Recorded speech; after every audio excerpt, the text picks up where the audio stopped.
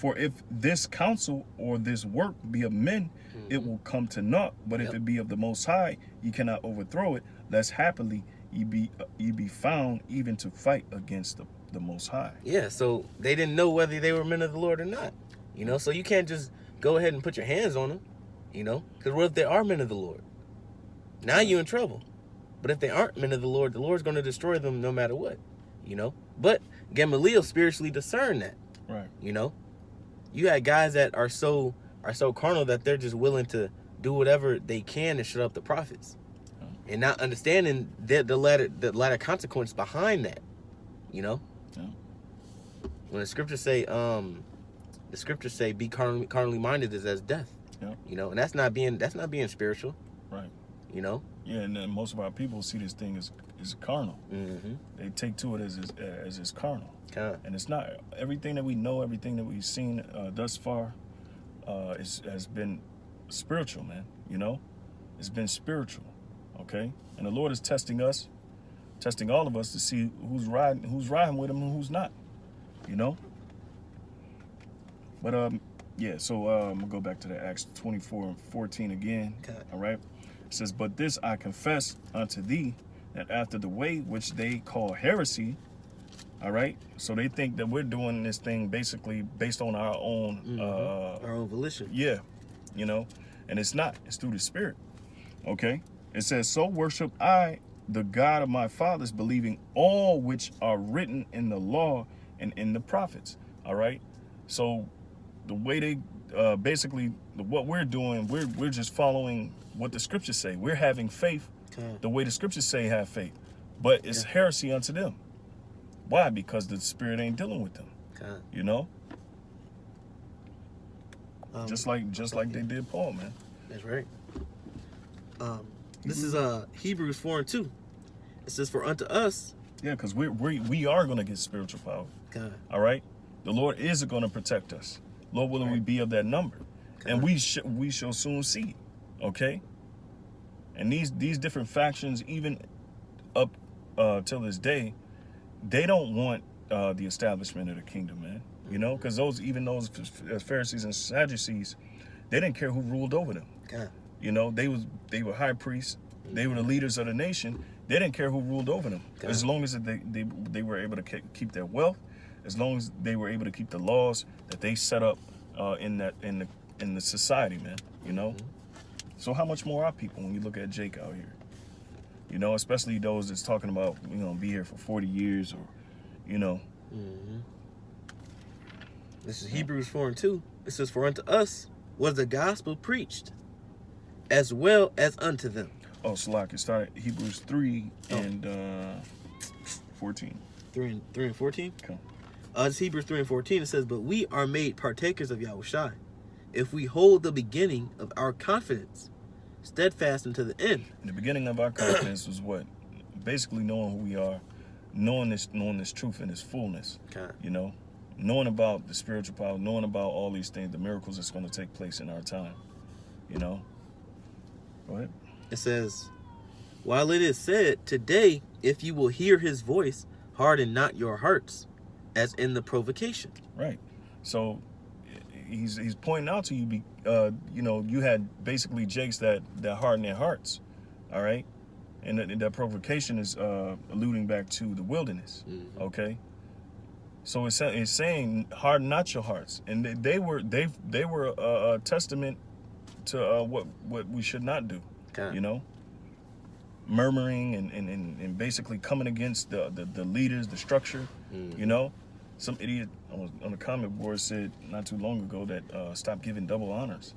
You know, that's that rebellious, that's that Korah spirit, man. You know. Go ahead. It says, "For some, when they had heard, did provoke, howbeit not all that came out of Egypt by Moses, but with whom was he grieved 40 years? Was it not with them that had sinned, whose carcasses fell in the wilderness?" Yeah. Why? Why did they sin? Because they did not have faith. Go ahead. It says, "And to whom sware he that they should not enter into his rest, but to them that believe not." Right. So those that don't believe, those are the ones that's not going to enter into the rest. Those that do believe are going to enter. Okay. And hey, man, it's really cut and dry, man, when it comes to the Lord, man. Either you believe or you don't believe. You know, you show forth works, of course, that's part of it. You know, but those that just totally disregard what's going to take place or what's happening or what time we're in, those are the ones that's going to be caught off guard, man. Okay. You know? It says, so we see that they could not enter in because of unbelief. Right. So they didn't enter into the promised land because of unbelief. Just like a lot of you Negroes that know you Israelites, you're not going to enter into the salvation because you don't believe, man. You really, truly don't believe. Okay. You know? Especially the mysteries that's being revealed. You know, you scoff against reincarnation. Yep. You scoff against certain little things. You know. Chapter 4, verse 1. Okay. Hebrews 4:1. It says, "Let us therefore fear, lest a promise being left us of entering into His rest, any of you should seem to come short of it." Right. So fear is the main ingredient. Okay. Because we don't want to fall short in that aspect. Okay. We want to believe to the fullest, man. Yep. You know. And that's how you know that these guys have no fear. You know, saying the things that they say.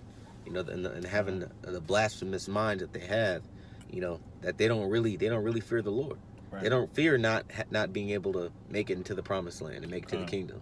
You know, they don't. That means if they don't believe certain key things, if they don't believe one jot or one tittle of the scripture, they don't even believe in salvation. They don't believe in destruction either. You know? Oh, definitely. You know, so they don't believe in anything. They don't believe in the nuclear destruction. That's one of the part of the doctrine that they don't believe. Okay. You know? It says, "For unto us was the gospel preached, as well as unto them. Right. But the word preached did not profit them, right, not being mixed with faith in them that heard it." Right. So it don't profit. It didn't profit them, and it don't profit you guys out there who don't have the faith. Okay. What's next? Romans 8 and 24. This is Romans 8 and 24, and it reads, it says, "For we are saved by hope." All right. And it's ironic. The scriptures say we are prisoners of hope. Okay. So hope is all we have. Yeah. And you got Jake out there talking about if you got hope, if hope is all you have, then you pretty much done. Some I seen a meme on there. I seen a few people speak on that. But what else can we have? Right. What else can we have but hope? You know, the Lord made us prisoners of hope. He made us prisoners of hope. It's not like we can create a whole army and fight Esau. The scripture says who can make war with the beast. Right. So you're talking about an unstoppable force that has that a divine unstoppable force that the Lord created to be unstoppable in this world. He created this force to rule this world. You know, and this force got spiritual powers. Yeah. So what do you think we need to fight the force? Yep. It says that, man, that the principalities of the air, who the rulers of darkness, or some to that extent, Ephesians 6. You know, the rulers and the wickedness in high places. Yeah, wickedness in high places. Yep. So they do have spiritual left hand power, man. You know, powered by the god of this world, which is Satan. Yeah. So how can we fight a spiritual being, and we're fleshly? Right. You know, we need the spirit. We need spiritual powers. You know, we need that the Lord of Sabaoth and that spiritual army of angels. Otherwise, we can't fight this. We can't fight this place. You know, we can't fight this maniac called Esau, man. You know, there's no possible way. He's mounted up too much attack power, too much defense. You know. So we need a spiritual boost in order to change this world, man. Right. That's the only way it's going to change. Because I don't see Israel creating an army. It's impossible. And going up against the beast anytime soon. Nope. I don't see that happening. You know. So who has an army? Yahweh Bashim Yahushua has an army. Well, we risen. Ezekiel 37. God. Wisdom of Solomon 5. You know.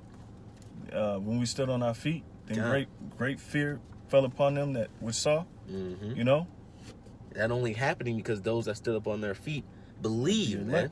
The elect. God. That's why they can't get it. Right. It says, I'm going to read again, Romans 9:24, for we are saved by hope. Yep. But hope that is seen is not hope. And that's another thing too. You got guys that they want to see everything. You know, they want to see it. They want to see, oh, you got spirit powers. Okay, well, turn this water, this